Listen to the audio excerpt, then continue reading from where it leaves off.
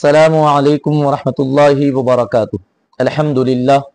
الحمدللہ رب العالمین والصلاة والسلام علی سید الانبیاء والمرسلین وعلی آلہ الطیبین الطاہرین واصحابہ الاکرمین اجمعین۔ فقد قال اللہ تعالی فی شأن حبیبہ الکریم ان اللہ وملائکتہ یصلون علی النبی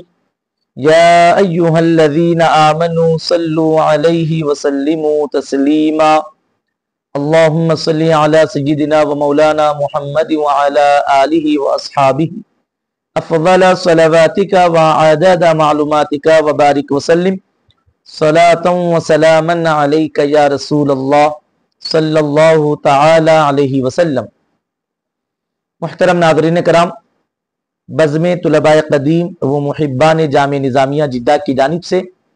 یہ ہمارا ہفتہ واری پروگرام درس ہشت بہشت راہ سلوک و تزکیہ نفس کے نام سے آپ کی خدمت میں پیش کیا جاتا ہے۔ کتاب ہشت بہشت جو کہ خواجگان چشت کے مبارک ملفوظات کا مجموعہ ہے، اس میں کی پہلی کتاب انیس الارواح جو کہ حضور خواجہ خواجگان حضرت خواجہ عثمان ہرونی رحمۃ اللہ تعالی علیہ کے مبارک ملفوظات کا یہ مجموعہ ہے، اور ان مبارک ملفوظات کو جمع فرمایا ہے حضور خواجہ خواجگان خواجہ معین الدین حسن چشتی سنجری اجمیری غریب نواز رحمۃ اللہ تعالی علیہ نے۔ اس سے ہم تسلسل کے ساتھ استفادہ کر رہے تھے۔ نویں مجلس کی گزشتہ درس میں ہم نے آغاز کیا تھا، اور چونکہ اس میں روزی سے متعلق کسب معاش کسب حلال سے متعلق رزق حلال سے متعلق حضرت نے گفتگو فرمائی تھی، اس حوالے سے رزق حلال کے فضائل و برکات احادیث مصطفیٰ صلی اللہ تعالی علیہ وسلم سے پیش کرنے کی ہم نے سعادتیں حاصل کی تھی۔ اب اس درس میں ہم حضرت کے فرامین جو انہوں نے حبیب پاک علیہ السلام کی احادیث پاک کی روشنی میں بیان فرمائے ہیں اس سے استفادہ کرتے ہیں۔ حضور غریب نواز رحمۃ اللہ تعالی علیہ ارشاد فرماتے ہیں کہ سخن در کسب افتاد بود، کہ اس مجلس میں کسب سے متعلق، محنت سے متعلق، رزق حلال کے لیے کوشش کرنے سے متعلق گفتگو ہوئی۔ بر لفظ مبارک راند کہ از رسول علیہ السلام مرد پرسید کے یا نبی اللہ چے گوئی در پیش من، کہ حضرت نے ارشاد فرمایا، رسول خدا صلی اللہ تعالی علیہ وسلم سے ایک آدمی نے کھڑے ہو کر سوال کیا کہ یا نبی اللہ، اے اللہ کے نبی، چے گوئی در پیش من، کہ میرے پیشے سے متعلق، میری کیا کہتے ہیں روزی سے متعلق، میرے روزگار سے متعلق آپ کیا ارشاد فرماتے ہیں؟ رسول علیہ السلام گفت، حبیب پاک علیہ السلام نے ارشاد فرمایا، پیش تو چیز، کہ تیرا پیشہ کیا ہے؟ تو گفت پیش من درزی گری است، کہ اس شخص نے کہا کہ میرا پیشہ درزی گری کرنا یعنی درزی کا کام کرنا ہے، میں کپڑے سینے کا کام کرتا ہوں، لباس بنانے کا کام کرتا ہوں۔ گفت تو حبیب پاک علیہ السلام نے ارشاد فرمایا، اگر راستی ورزی کار تو نیکو است، حضور پاک علیہ السلام نے ارشاد فرمایا کہ اگر تو نے سچائی اور امانت کو اختیار کیا، مکمل دیانت کے ساتھ اس کام کو انجام دیتا ہو، یعنی جتنا لباس ہو، جتنا کپڑا ہو، اور اسی کپڑے کو تو سیتا ہو، لباس بناتا ہو، اس میں سے کوئی کپڑا وغیرہ چوری نہیں کرتا یا اس میں سے کچھ حصہ سٹ نہیں کرتا ہو، تو پھر کار تو نیکو است، تو پھر تیرا کام، تیرا یہ روزگار بہترین روزگار ہے، کیونکہ تو کسب کر رہا ہے، تو لوگوں کے لیے کپڑے بنا کر اپنی محنت کی روزی کھا رہا ہے۔ حبیب پاک علیہ السلام نے فرمایا کہ کار تو نیکو است، تیرا یہ روزگار بہترین روزگار ہے۔ فردا در برابر ادریس پیغمبر علیہ السلام باشی، اور حضور فرماتے ہیں کہ اس پر تیرے لیے بشارت یہ کہ فردا کل روز قیامت در برابر ادریس پیغمبر علیہ السلام باشی، تو حضرت ادریس علیہ السلام جو پیغمبر خدا ہیں ان کے ساتھ ہوگا، یعنی لباس بنانا یہ ادریس علیہ السلام کا طریقہ رہا ہے، حضرت ادریس علیہ السلام کا یہ پیشہ رہا ہے، اور یہی کاروبار تو اختیار کرتا ہے اور امانت داری کے ساتھ اس کام کو انجام دیتا ہو تو پھر کل روز قیامت ادریس علیہ السلام کے ساتھ تیرا حشر ہوگا۔ آنگاہ دیگر پرسید کی یا نبی اللہ درپیش منچے میں گوئی۔ تو اسی وقت ایک اور آدمی کھڑا ہوا، اس نے پوچھا حضور آپ میرے پیشے کے بارے میں کیا فرماتے ہیں؟ رسول گفت حبیب پاک علیہ السلام نے دریافت فرمایا کہ پیشہ تو چیز، پہلے یہ بتا کہ تیرا روزگار ہے کیا، تیرا پیشہ کیا ہے، پہلے یہ تو واضح کر دے۔ تو گفت اس نے کہا آہن گری، کہ میں لوہار ہوں، لوہے کا کام کرتا ہوں، لوہاری کا کام کرتا ہوں، میں لوہار ہوں، لوہے کو پگھلا کر اس کے ضمن میں دوسری چیزیں بناتا ہوں۔ پیغمبر علیہ السلام گفت کہ پیش تو از آن نیکو است با منفعت۔ حضور پاک علیہ السلام نے ارشاد فرمایا کہ تیرا پیشہ تو اس میں تھوڑی منفعت، تھوڑا فائدہ کم ہے، لیکن اس سے تو یہ کام بہت ہی بہترین ہے۔ وہیں حرفت داؤد پیغمبر علیہ السلام است، اور یہ پیشہ، یہ فن حضرت داؤد علیہ السلام جو پیغمبر خدا ہیں ان کا پیشہ رہا ہے۔ اگر امانت داری کنی روز قیامت در ہمسائیگی داؤد پیغمبر علیہ السلام باشی۔ حضور پاک علیہ السلام فرماتے ہیں اگر تو اس کام میں امانت داری کو پیش نظر رکھتا ہے، ایمانداری کے ساتھ اس کام کو انجام دیتا ہے، اس میں جو بھی جس قسم کی بھی خیانت ہو یا دھوکہ دہی ہو اس سے تو احتراز کرتا ہے، احتیاط کرتا ہے، تو پھر روز قیامت حضرت داؤد علیہ السلام کی صحبت اور اللہ ان کی قربت میں تجھ کو جگہ عطا فرمائے گا، وہ ثواب یا بھی اور ثواب بھی حاصل ہوگا۔ آنگاہ دیگر برخاست، اسی وقت ایک اور شخص کھڑا ہوا، گفت یا نبی اللہ در پیشے من چے گوئی، حضور میرے پیشے کے بارے میں فرمائیں کہ میرے پیشے کیا فضیلت ہے، کیا برکتیں ہوں گی۔ پیغمبر علیہ السلام فرمود کہ پیشے تو چیز، حضور نے پھر اس سے دریافت فرمایا کہ تیرا پیشہ کیا ہے بتا، تو اس نے کہا کہ یا نبی اللہ، وہ ازگزار ہوتا ہے کہ حضور پیشے من کشاورزی، کہ میرا پیشہ کاشتکاری کرنا ہے، میں کسان ہوں۔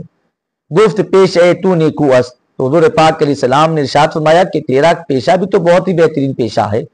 کہ ابراہیم علیہ السلام ای پیشہ داشت، کہ اللہ کے خلیل ابراہیم علیہ السلام یہ پیشہ اختیار فرمائے ہوئے تھے، یعنی اناج اگانا، کسان بننا، کاشتکاری کرنا، یہ حضرت ابراہیم خلیل اللہ علیہ السلام کا پیشہ رہا ہے۔ وَأَزْمِيَانِ كَسَبِ آن با منفعت است، اور اس کسب میں بہت منافع بھی ہے، بہت سارا اللہ نے منافع رکھا ہے، زمین سے اللہ اناج اگاتا ہے اور بڑے خزانوں سے سرفراز کرتا ہے۔ خدا بر شما برکتی دہد، کہ اللہ تجھے برکت عطا فرمائے۔ آنگاہ برابر ابراہیم علیہ السلام فردائے قیامت قرب او در بہشت باشد، حضور فرماتے ہیں کہ کل روز قیامت تو حضرت ابراہیم علیہ السلام کی قربت میں جنت میں بھیجا جائے گا، تو جنت میں ابراہیم علیہ السلام کی صحبت میں قربت میں رہے گا۔ آنگاہ مردی دیگر برخاست، گفت یا نبی اللہ چے گوئی در پیشے من، پھر ایک اور آدمی نے کھڑے ہو کر پوچھا حضور میرے پیشے کے بارے میں آپ کیا فرماتے ہیں؟ تو گفت پیشے تو چیز، تو حضور نے دریافت کیا تیرا پیشہ کیا ہے؟ گفت تعلیم کردن، اس نے کہا کہ حضور میں استاد ہوں، میں تعلیم دیتا ہوں، میں معلم ہوں، میں لوگوں کو تعلیم دیتا ہوں، میں علم سکھاتا ہوں۔ گفت پیشہ ترا دوست دارت خدا تعالی، حضور پاک علیہ السلام نے فرمایا کہ تیرا پیشہ تو وہ پیشہ ہے کہ مولا تعالی خود اس پیشے کو محبوب فرماتا ہے،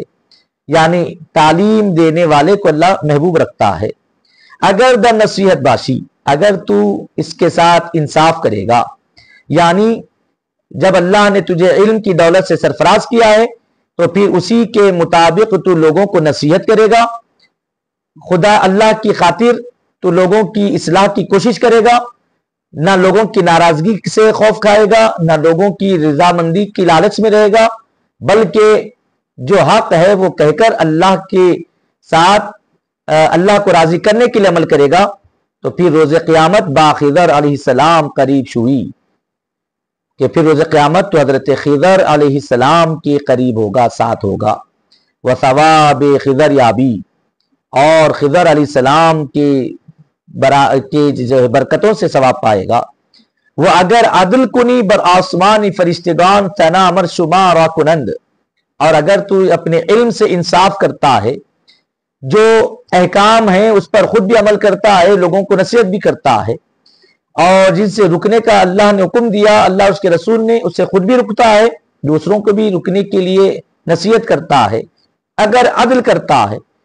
तो फिर हबीब पाक अलैहिस्सलाम फरमाते हैं कि आसमान के फरिश्ते आसमानी दुनिया में उसके लिए तारीफ बयान करते हैं, उसके लिए मग़फ़िरत की दुआ करते हैं। और गाह मर्दी दीगर बर्खास्त, गुफ्तिया नबी अल्लाह अच्छे गोई दरपेश मन। एक और आदमी ने खड़े होकर पूछा, हुजूर मेरे पेशे के बारे में ही फरमा दें। गुफ्त पेश है तू चीज, तो हुजूर ने दरियाफ्त फरमाया कि तुम्हारा पेशा क्या है, पर ये बताओ। गुफ्त पेश है माँ बाज़रगानी ऐस, तो वो कहने लगा कि हुजूर मेरा पेशा तिजारत करना है, मैं माल खरीदता और बेचता हूं, तिजारत करता हूं। गुफ्त रास्तीगिरी, तो हुजूर ने फरमाया कि तू फिर अदल को इख्तियार कर, इंसाफ को इख्तियार कर, सच्चाई को इख्तियार कर,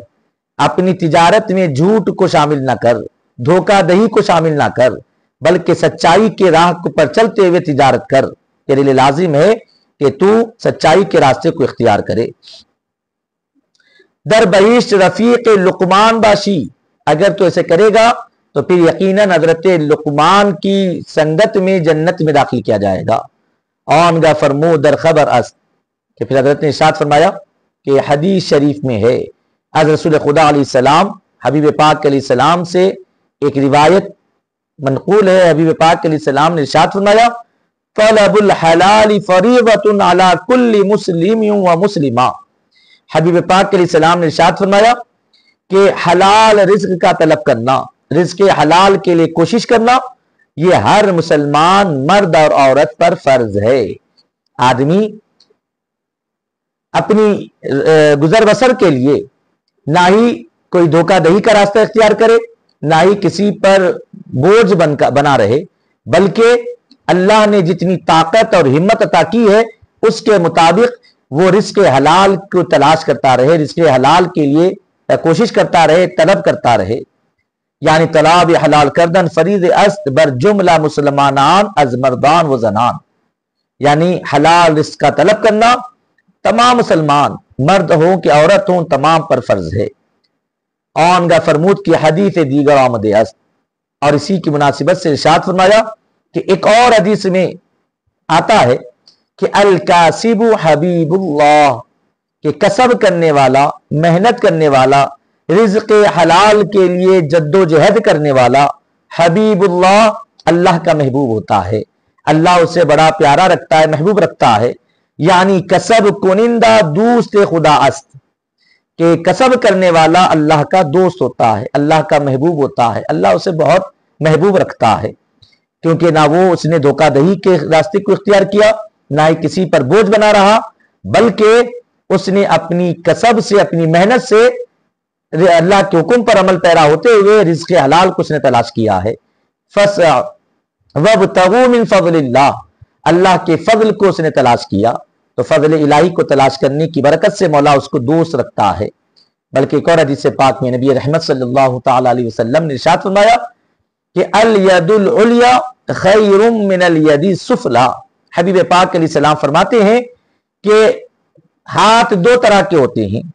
एक वो हाथ होता है जो नीचे होता है और ये मांगने वाले का हाथ है, दूसरा हाथ जो ऊपर की तरफ होता है और ये देने वाले का हाथ होता है। यानी जब कोई मांगता है तो उसका हाथ नीचे होता है लेने के लिए, मांगने के लिए, और जब कोई किसी को देता है तो उसका हाथ ऊपर होता है देने के लिए, अता करने के लिए। तो आका अलैहिस्सलाम इरशाद फरमाते हैं कि अल यदुल उलिया, ऊपर वाला हाथ, यानी जिस हाथ से बंदा کسی کو اللہ کی کسی بندے کو کوئی نعمت دے رہا ہو، کوئی چیز عطا کر رہا ہو، وہ کرنے والا یعنی اوپر والا ہاتھ خیر من الید السفلی، نیچے والے ہاتھ سے بہتر ہے۔ اوپر والا ہاتھ نیچے والے ہاتھ سے بہتر ہے، یعنی دینے والا ہاتھ لینے والے ہاتھ سے بہتر ہے، اور جب دینے والا ہاتھ بہتر ہے تو دینے والی کی ذات بھی بہتر ہے، اور لینے والے ہاتھ کمتر ہے تو پھر لینے والے کی ذات بھی کمتر ہے۔ تو لہذا بہتری برتری دینے والے ہاتھ کو ہے۔ تو لہذا ہم کسی پر بوجھ اور مصیبت بننے کے بجائے، کسی پر تکیہ کر کے بیٹھنے کے بجائے، اور کسی سے امید لگا کر بیٹھنے کے بجائے ہم لوگوں کو دینے کا ذریعہ بن جائیں۔ اس حوالے سے دیگر بزرگان دین کے حکایتوں میں یہ حکایت یہ بھی بیان کی جاتی ہے کہ ایک شخص نے اپنے استاد سے یہ اجازت لی کہ اب گاؤں میں گزر بسر نہیں ہو رہی اور اتنی جو ہے آمدنی نہیں ہو رہی کہ میں اپنے اور گھر والوں کے اخراجات کو اٹھا سکوں، تو لہذا اجازت دیں تاکہ میں شہر جاؤں اور وہاں محنت کرتے ہوئے اچھے پیسے کماؤں تاکہ اپنے اور اپنے گھر والوں کے احوال کو درست کر سکوں۔ استاد محترم نے اجازت دی، گھر والوں کو بھی اطلاع کی، اور وہ شہر کی طرف روانہ ہوا۔ کچھ دیر دور ہی چلا تھا، جنگل راستے میں پڑتا تھا، وہ جنگل سے گزر رہا تھا تو اس نے ایک منظر دیکھا۔ وہ منظر یہ کہ کسی درخت کی ٹہنی پر ایک گھونسلہ ہے اور اس میں ایک اندھی چڑیا ہے جس کے آنکھوں کو نظر نہیں آتا، اندھی ہے، اور وہ اپنے گھونسلے میں بیٹھی آواز لگا رہی ہے۔ اور وہ شخص وہیں پر کچھ دیر کے لیے آرام کی خاطر رکا ہوا تھا تو اس نے منظر دیکھا کہ جب یہ اندھی چڑیا جو مجبور تھی اس نے آواز لگائی، چہچہایا، تو ایک اور چڑیا وہاں پر آئی جس کے منہ میں دانا تھا۔ اس نے آ کر وہ دانا اس اندھی چڑیا کے منہ میں ڈالا، وہ اندھی چڑیا نے اس دانے کو کھا لیا۔ اس طرح سے اللہ نے اس کے رزق کا انتظام فرما دیا۔ اب یہ شخص بیٹھ کر دیکھتا رہا اور اس نے یہ بات سوچی کہ دیکھیں اللہ رزاق ہے، رزق عطا فرمانے والا ہے، اور اللہ کے رزاق ہونے کی شان یہ ہے کہ وہ اپنی مخلوق میں معمولی سی چڑیا کے بھی رزق کا کتنا دیکھیں انتظام فرماتا ہے۔ اگر کوئی چڑیا اندھی ہے، اڑنے کی اور رزق تلاش کرنے کی طاقت نہیں رکھتی، تو وہ مجبور ہو کر ایک جگہ بیٹھ گئی تو اللہ نے دوسری چڑیا کے ذریعے اس کے رزق کا انتظام فرما دیا۔ جب یہ منظر اس نے دیکھا تو یہ اپنے آپ میں یہ سوچنے لگا کہ جب مولا تعالیٰ ایک اندھی چڑیا کے لیے رزق کا انتظام فرماتا ہے اور اسے بھوکا نہیں رکھتا، تو پھر مجھے رزق کے لیے در بدر ٹھوکریں کھانے کی ضرورت کیا ہے؟ مجھے شہر جانے کی ضرورت کیا ہے؟ اگر میں بھی اپنے گھر رہوں تو مولا میرے بھی رزق کا انتظام فرمائے گا۔ یہ خیال کیا اور وہ واپس اپنے گاؤں لوٹ گیا۔ دوسرا دن آیا تو وہ بازار میں نکلا، استاد محترم سے ملاقات ہوئی اور حضرت نے دیکھ کر پوچھا کہ بیٹے تم تو شہر گئے ہوئے تھے تاکہ کسب کرو، رزق حلال تلاش کرو، محنت کرو، جد و جہد کرو،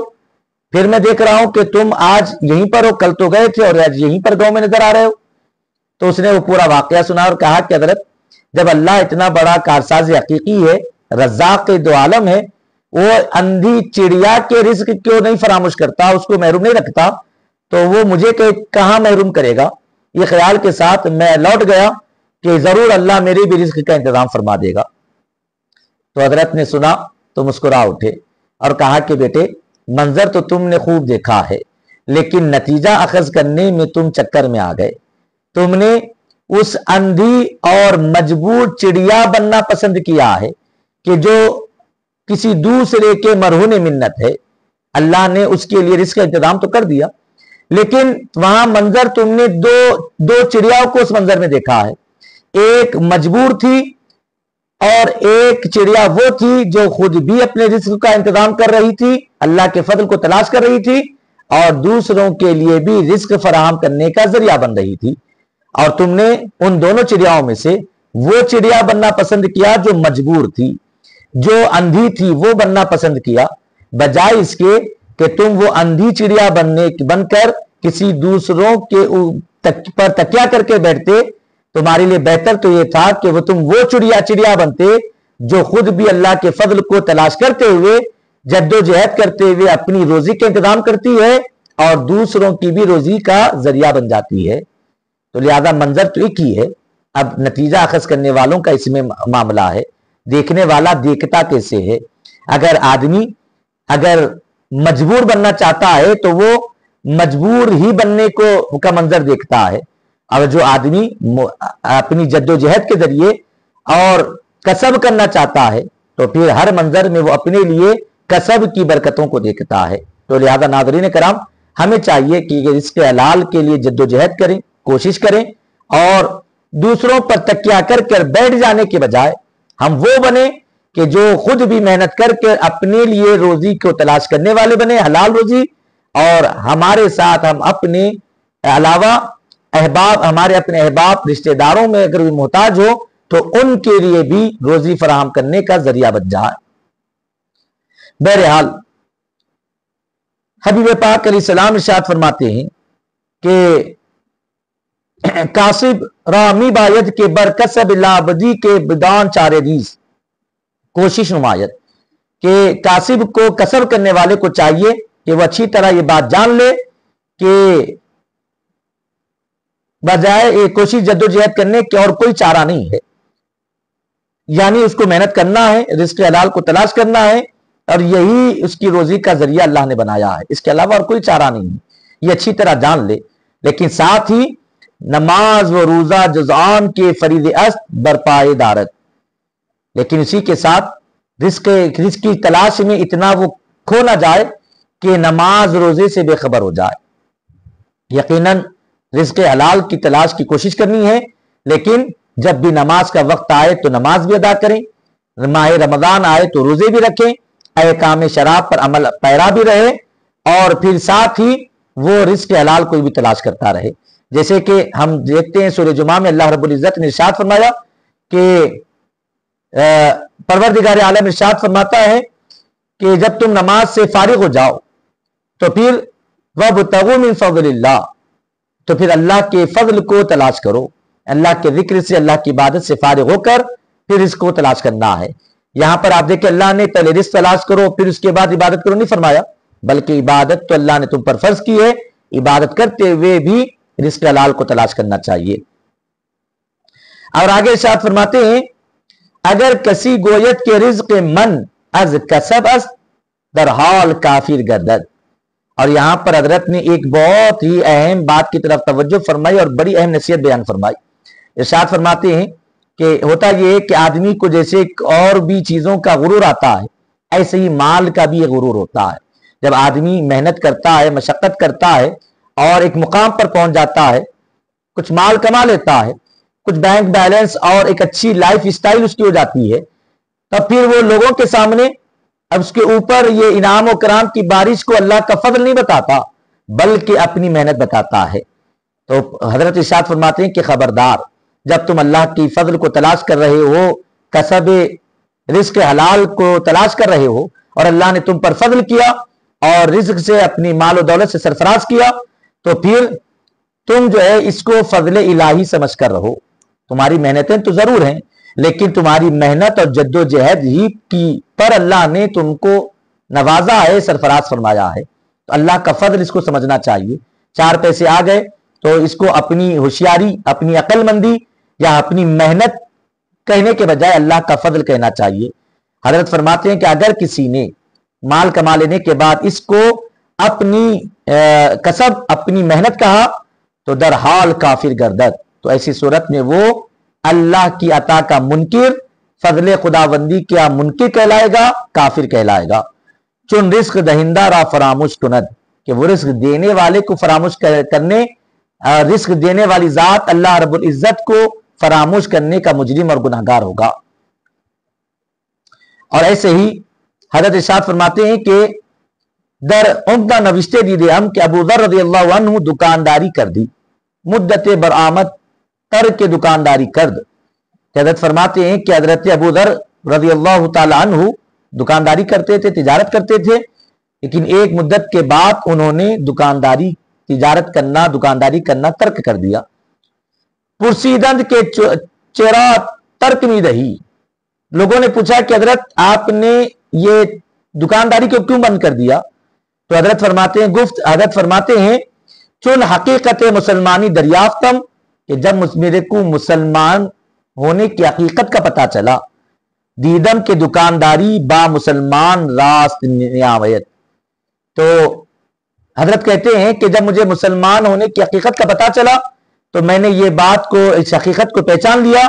کہ دکانداری کرنا یہ مسلمانی کے لیے درست نہیں ہے، کیونکہ دکانداری میں آپ اندازہ کریں حضرت ابوذر صحابی رسول کے زمانے کی بات حضرت فرما رہے ہیں، تو اس زمانے میں دکانداری کرنا آسان نہیں تھا۔ اپنی ایمان کی حرارت کو برقرار رکھنا اور مارکیٹ کے لحاظ سے تجارت کرنا یہ بالکل اپوزٹ ہو چکا تھا۔ حضرت فرماتے ہیں کہ میں نے دکانداری پر اپنی ایمان کی حرارت کو ترجیح دی اور مسلمانی کو بچانے کے لیے میں نے فقر و فاقہ کرنا اور معمولی کام کر کے گزر بسر کر لینا میں نے پسند کیا، لیکن دکانداری کرتے ہوئے مارکیٹ کے بازار کے اصولوں کے مطابق چلتے ہوئے اپنے ایمان کا سودا کرنا میں نے گوارا نہیں فرمایا۔ فرماتے ہیں کہ پس یا مسلمانی باشد یا دکانداری، بس دو ہی راستے رہ گئے تھے کہ یا تو میں مسلمان رہوں یا پھر میں دکاندار رہ جاؤں۔ دکاندار سے مراد شرعی احکام کے مطابق دکانداری تجارت کرنے والا نہیں، بازار کے اصولوں کے مطابق جھوٹ دھوکہ دہی کے ساتھ دکانداری کرنا۔ حضرت فرماتے ہیں کہ دو میں سے کوئی ایک اختیار کرنا تھا تو میں نے دکانداری کو چھوڑا، مسلمانی کو اختیار کر لیا۔ اب موجودہ وقت کے ہمارے مسلمان تاجر حضرات کو اس پر غور کرنا چاہیے کہ اگر ہم مارکیٹ ایسی ہی چلتی ہے، بازار ایسی ہی چلتا ہے، تجارت ایسی ہی ہوتی ہے، کاروبار ایسے ہی ہوتا ہے، بغیر جھوٹ کے مال نہیں بکتا، بغیر دھوکہ دہے کے ہم آگے نہیں بڑھ سکتے، تو آپ جان لیں کہ یہ دنیا ہے، عارضی ہے، یہاں کسی صورت اللہ نے ہمارے رزق کا انتظام کر رکھا ہے، کسی صورت تو گزر بسر ہو جائے گی، لیکن روز قیامت ہمیں اللہ کے حضور پہنچنا ہے تو مسلمانی ہمارے کام آنے والی ہے۔ تو لہذا تجارت ایسی کرو کہ مسلمانی یا ایمان کی حرارت پر فرق نہ پڑے، رزق حلال حاصل ہو جائے۔ آن کا فرمود ہمدری محل کے امام اعظم رضی اللہ عنہ بر یہودی قرض بوت۔ اب یہاں سے حضرت ایک حکایت بیان فرماتے ہیں اور ہم بالکل اس حکایت کو بالکل مختصر سے جملوں میں بیان کر دیتے ہیں کہ امام اعظم ابو حنیفہ رحمۃ اللہ تعالی علیہ کا ایک یہودی قرض دار تھا۔ حضرت نے اس کو ایک یہودی کو کچھ قرض دیا تھا اور اس سے تقاضا کرنے لگے تو اس نے پہلے مہلت لی، پھر وہ کچھ باہر کی طرف ملک شام چلا گیا، پھر کچھ عرصے کے بعد جب لوٹا تو حضرت سے پھر ملاقات ہوئی، حضرت نے پھر اس سے قرض کا مطالبہ کیا تو اس نے پھر سے مہلت مانگی، کہا کہ میرا مال آنے والا ہے، انتظار کرے میں دوں گا، اور پھر وہ بغداد چلا گیا۔ اس طرح ایک سے زائد مرتبہ وہ مہلت لیتا اور پھر اس شہر سے غائب ہو جاتا، کچھ عرصے کے بعد لوٹ کر آتا، پھر امام اعظم اس سے تقاضا کرتے، پھر کوئی مہلت لیتا اور پھر کہیں اور نکل جاتا، غائب ہو جاتا۔ ایسا کچھ وقت تک ہوتا رہا، اس کے بعد امام اعظم نے اس سے مال طلب کرنا، قرض کے پیسے اور روپیوں کو طلب کرنا ہی چھوڑ دیا۔ اس کے بعد کچھ عرصے کے بعد جب وہ یہودی لوٹا، وہ امام اعظم کے سامنے آیا، امام اعظم نے اس سے کوئی مطالبہ نہیں کیا تو وہ آگے بڑھ کر کہتا ہے کہ ان چنی دین کے شما راست حیف باشد کے مردم مسلمان نشوت۔ وہ کہتا ہے کہ اے ابو حنیفہ، میں تمہارا قرض دار ہوں، کئی مرتبہ میں نے تم سے مہلت مانگی اور اس کے بعد میں شہر سے غائب ہوتا رہا، لیکن تم نے بڑے تحمل کے ساتھ مجھ کو برداشت کیا ہے، اور یقیناً میں